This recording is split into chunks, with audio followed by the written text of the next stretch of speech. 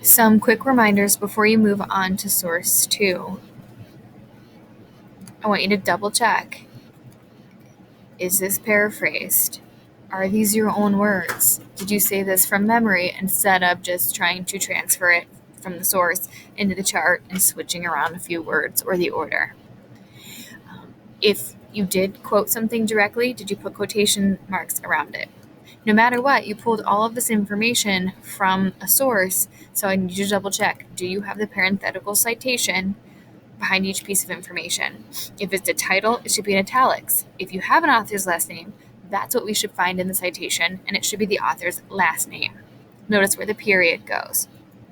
So take a few moments and double check. If you didn't get every box filled in, that's okay.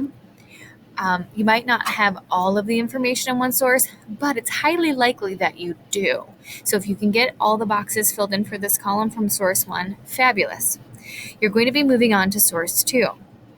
Now, in source 2, if you have information that repeats, you don't need to add it to the chart. What you're looking for in source 2 is new information that you don't already have in your chart.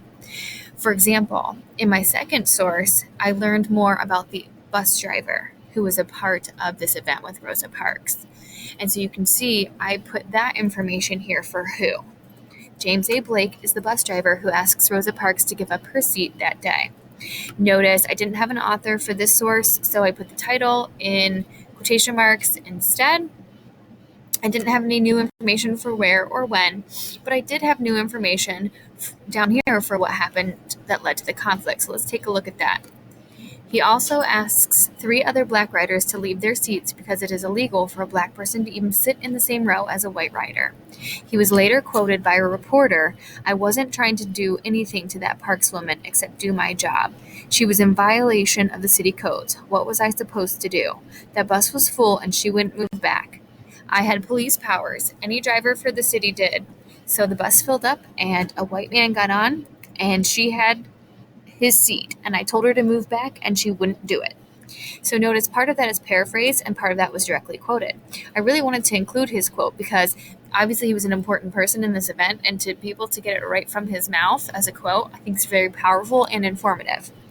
Notice I put the part in quotation marks. That's fully quoted. I used ellipses because I left some of it out to shorten it. And I ended it with my parenthetical citation, end quotes, citation, period. Notice I didn't have anything new on the original conflict or additional problems that developed, but I do have more information on resolution. Here I just found that the bus boycott was organized, but over in this source I have the bus boycott lasts 381 days. It does not end until the city of Montgomery discontinues discriminatory segregation policies on public buses. And then I didn't have anything for this column. So you need to make sure that you get some information in some of these boxes and some of these rows, but that doesn't mean you're going to fill in every box. We're looking for information you don't already have.